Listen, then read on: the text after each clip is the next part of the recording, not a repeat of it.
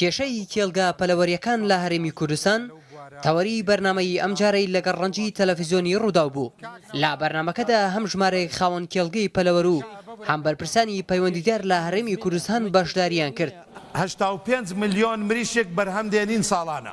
سەرۆکی ئەنجومەنی باڵای پشتسازی پەلەوەر لە هەرێمی کوردستان دەڵێت هاونیشتیمانیانی هەرێمی کوردستان ئەگەر بەرهەمی خۆماڵی پەلەوەر بەکاربهێنن منەتمان بە بەغدا نییە بۆ ساختکردنەوەی.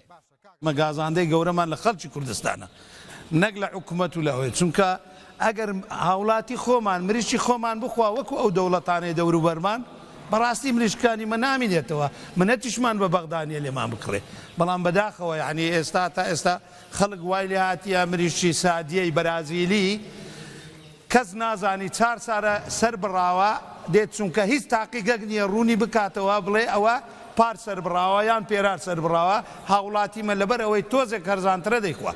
بەڕێوەبەری سامانی ئاژەڵ لە وەزارەتی کوشتتوکاڵ دەڵێت ئێمەش هاوخەمی خاوەن کێڵگا پەلەوەریەکانین بۆ ساختکردنەوەی بەرهەمەکانیان. ئێمەش دڵمان لەگەر ئەو برایانەمانە لەوانەیە کە پەلەوەر بەخێو دەکەن و دەزانانی ئەوان دایم لە دلە ڕاوچێدان بەڕاستی کاس نەکە کاتی مریشکەکانیان پێڕادەگا فرۆشتن بە بازارکردن گەورەترین کێشەی پرۆژەکانی پەلەوەری ئێستا لە هەرێمی کوردستان و هەروە بووە بەڕاستی ئێمە چەندین ساڵە ئەو کێشانە سەرێک کەڵەکە بوونە تا گەیشتە ئەوڕۆ. هەروەها سەرۆکی کۆمەڵگەی کێڵگا پەلەوەریەکان لە پارێزگای سلێمانی دەڵێت خاوەن کێڵگا پەلەوەریەکان زیانی زۆریان کردووە و بەدەست گۆشتی مریشکی بەستووە دەناڵێنن.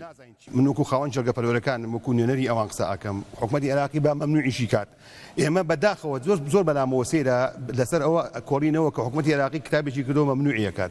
بەڵام ئێمە بەتەنگ کێڵگە حکوومەتی هەرێم بەتەنگ خاوەن کێڵگە پەلەوەریەکانەوە نایەت بەسەرمان ناکاتەوە سەرپەرشتیمان ناکە بۆ نمونە مریشکی بەستوو ئێمە ناڵێنین بەدەست مریشکی بەستووەوە مستەورێت.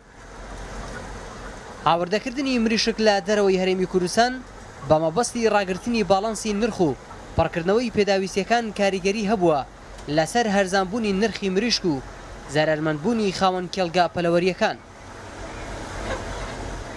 باپێی ئامارەکانی وەزارەتی کوشتتوکاڵی هەرێمی کوردستان 1373 کێڵگەی پەلەوەری لە هەرێمی کوردستان هەن 464 کێڵگەیان لە هەولێر 508 کێڵگەیان لە سلێمانی 266 کێڵگەیان لە سنووری دهۆک 110 کێڵگەشیان لە گەرمیان و 25 لە سنووری هەڵەبجان.